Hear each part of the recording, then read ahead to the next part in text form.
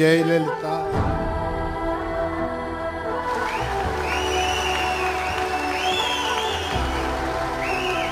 ஜெயலலிதா என்னும் நான் சட்டப்படி அமைக்கப்பெற்ற இந்திய அரசியலமைப்பின் பால் உண்மையான நம்பிக்கையும் மாறாப்பற்றும் கொண்டிருப்பேன் என்றும் இந்திய நாட்டின் ஒப்பில்லாத முழுமுதல் ஆட்சியையும் ஒருமையையும் நிலைநிறுத்துவேன் என்றும் தமிழ்நாட்டு அரசின் முதலமைச்சராக உண்மையாகவும் குலச்சான்றின்படியும் என் கடமைகளை நிறைவேற்றுவேன் என்றும் அரசியலமைப்பிற்கும் சட்டத்திற்கும் இணங்க அச்சமும் ஒருதலை சார்புமின்றி விருப்பு வெறுப்பை விலக்கி பலதரப்பட்ட மக்கள் அனைவருக்கும் நேர்மையானதை செய்வேன் என்றும் ஆண்டவன் மீது ஆணையிட்டு உறுதிமொழிகிறேன்.